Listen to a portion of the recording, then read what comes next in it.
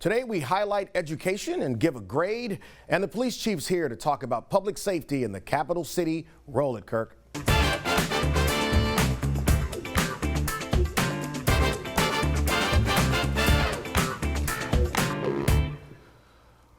Well, as you join us, most of us have heard the news about the tragic collision between a helicopter and an American Airlines airplane in Washington, D.C.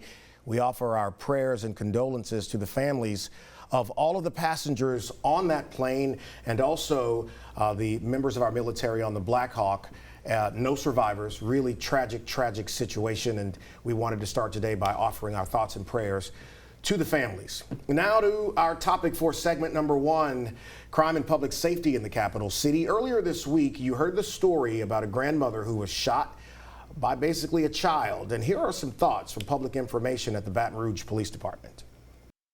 We ask that the community be a part of the solution, not a part of the problem, by harboring these individuals that were involved in this crime, and assist us in getting the evidence to hold those persons that are accountable. So that's Lieutenant L.G. McNeely with the Baton Rouge Police Department. Does a great job. I'd be lucky to have old Gino over there, Chief. Chief TJ Morse is here with us now. A lot to talk about on the show here, but let's start with that one. It's one of those situations where it's tragic on so many levels. Obviously, a grandmother loses her life. There are children in the car that witnessed this, but the perpetrator appears also to be a child. Yes. Talk with us a little bit about that, Chief. Yeah, so 14-year-old suspect that we arrested for that shooting. Unfortunately, it's a trend we're seeing where the juveniles being suspects and victims of violent crimes. We saw a really big increase in 2024 where we arrested 16 juveniles. That's 16 kids that are 16 and younger for homicides. That's not shooting at somebody, that's not wounding somebody, but that's actually killing someone. 16 kids that are 16 and younger. So most of them are going to be 14, 15-year-old range that have guns and resulting to actually killing people. There's so many levels to this kind of issue. So first up, where are kids that young getting guns and these kinds of guns? Yeah, so what we're seeing predominantly is from unlocked vehicles. We're seeing the juveniles committing vehicle burglaries. People are leaving their cars unlocked and with weapons inside. Majority of our stolen guns that in the city of Baton Rouge come from unsecured vehicles. Not even having to break a window or anything like that. They're going into driveways, going underneath people's carports, going into parking lots, pulling on door handles, and when they find a car unlocked, they go through there, rummage through there, and get what they can. Mainly looking for money, electronics, and then weapons. So you know this goes along with what we've seen with neighbors, with neighborhoods that are in the outskirts of the parish, affluent neighborhoods having their cars broken into because they're looking for guns. Yes. And that's where a large number of them are coming from. Kids go to these neighborhoods, so that's a message right there. Lock your cars, or better yet, put your gun in the home. So what can you tell us about this case and this? I know it's ongoing and the information is limited, but what can you tell us about this? Yeah, so again, it's still an ongoing investigation. There might be further suspects that we're looking for to arrest, but as of right now, a 14-year-old suspect got into a confrontation with this lady because the juveniles were in a stolen vehicle. She confronted him about that, and he resulted in taking out a gun and shooting her.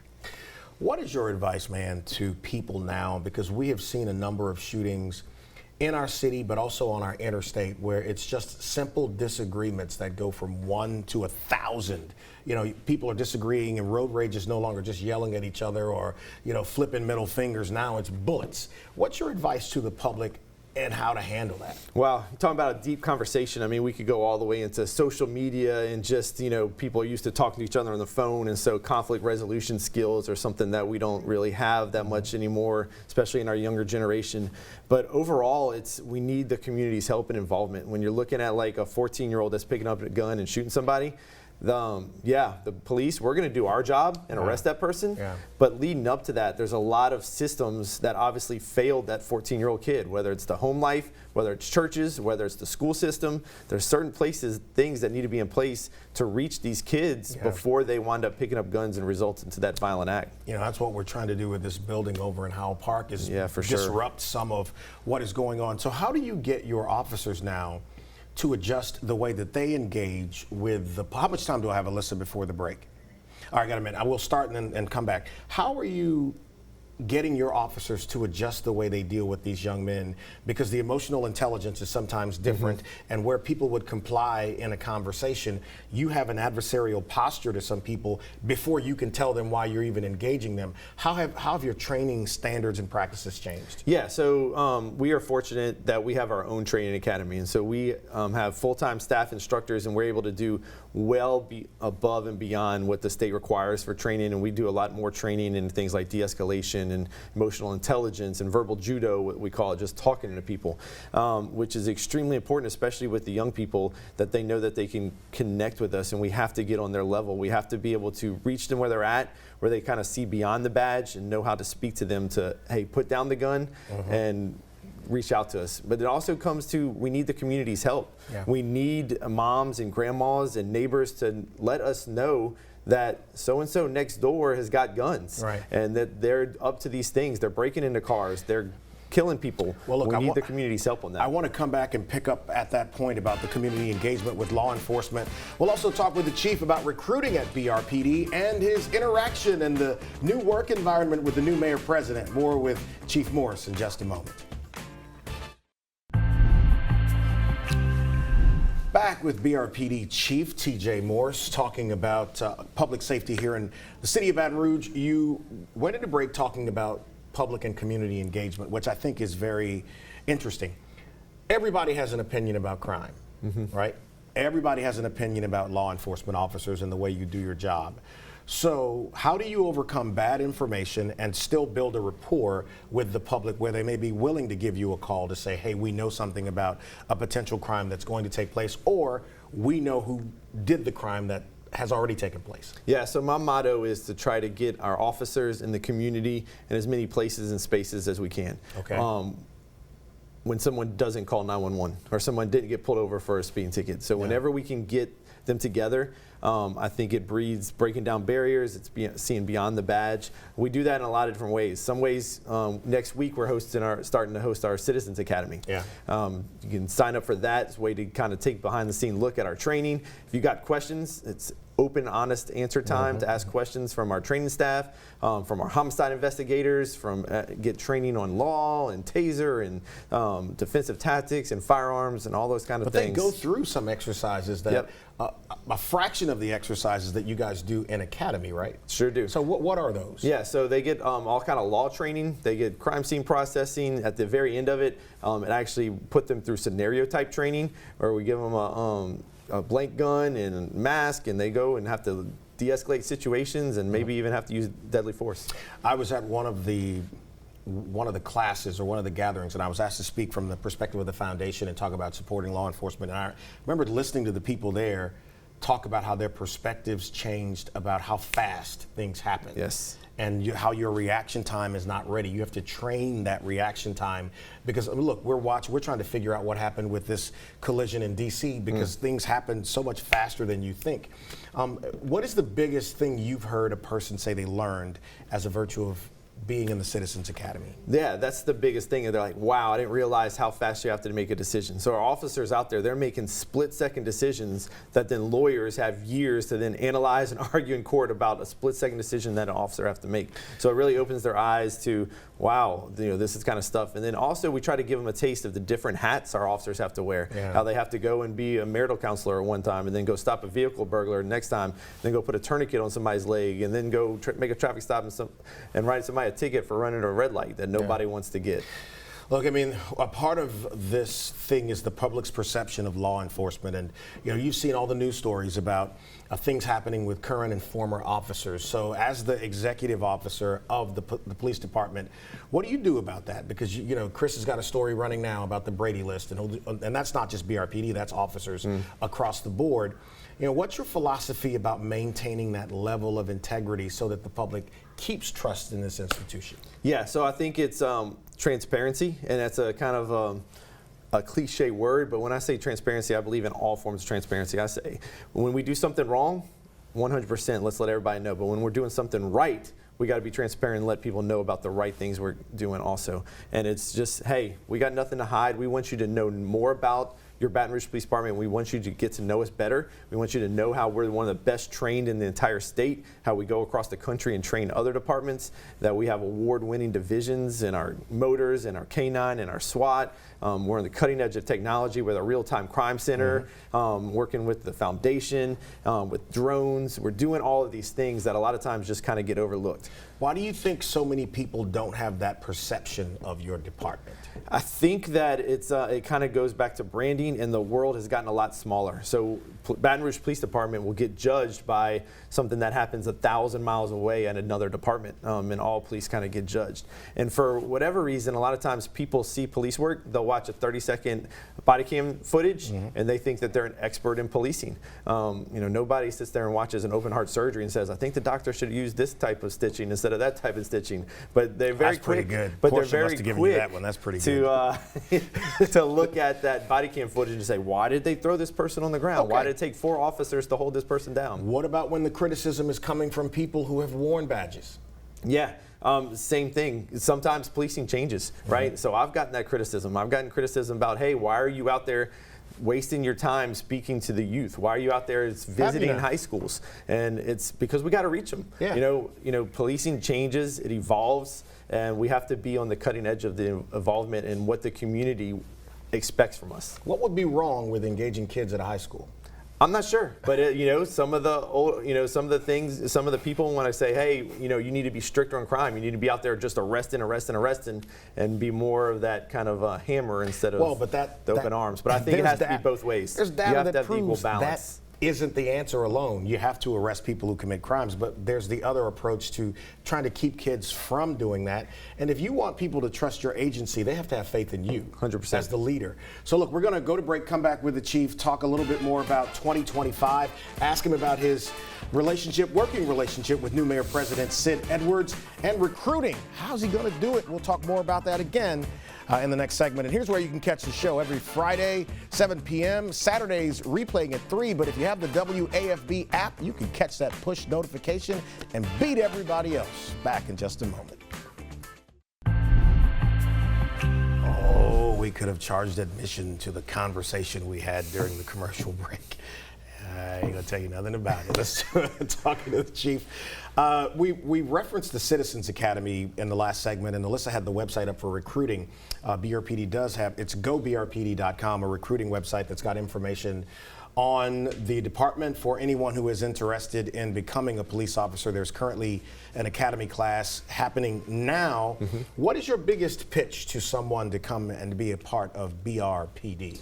Yeah, so we are always hiring for one position or another. We just started application process for our next basic training academy for police officers. That'll be in July.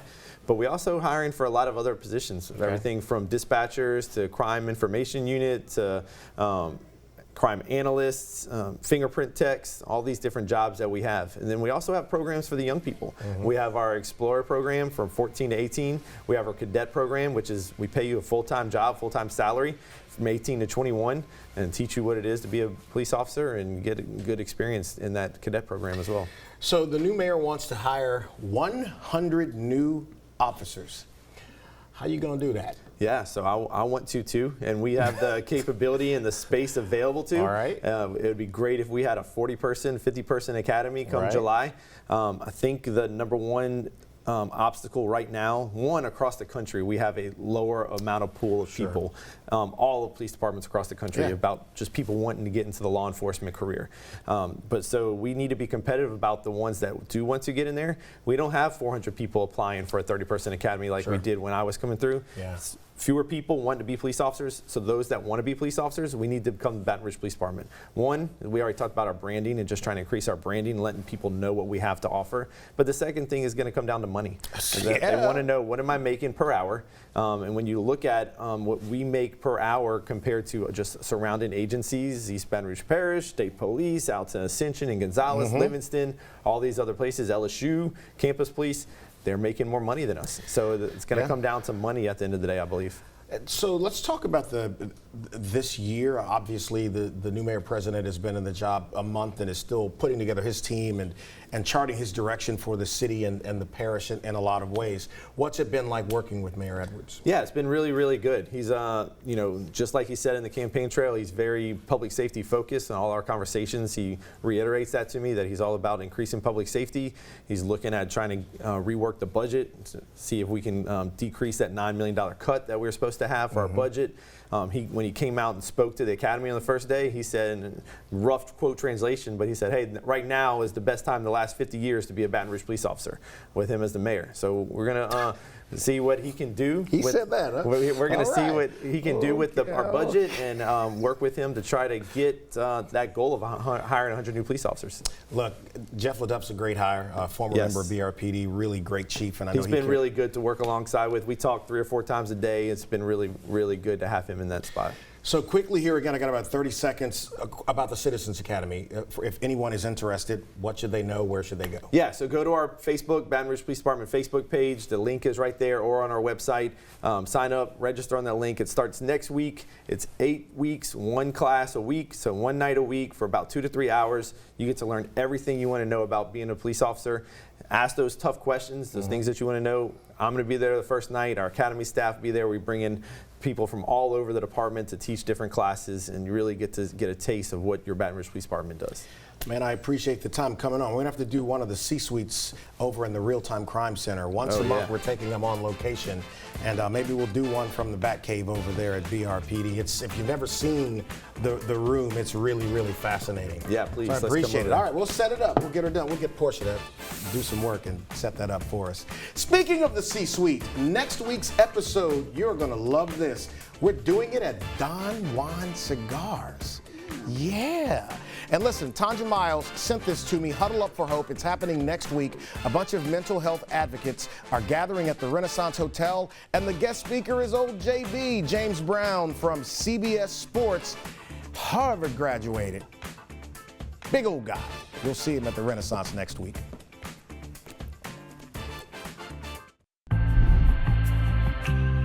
So our monthly education spotlight starting, we'll take this through the end of the year. Adonica Duggan with the Baton Rouge Alliance for Students is here with us, and it's interesting. Education is such an interesting space for discussion, but a positive one this week because of some grades given by the state. Let's talk about that. Yeah, such a huge win. Our NAEP scores come out every 2 years, and the Louisiana's 4th and 8th graders have just made dramatic progress. And you know, for those of us who do education every day, it's not often that you get the opportunity to have such a big celebration of progress, but this is definitely a moment that Louisianians should be proud of.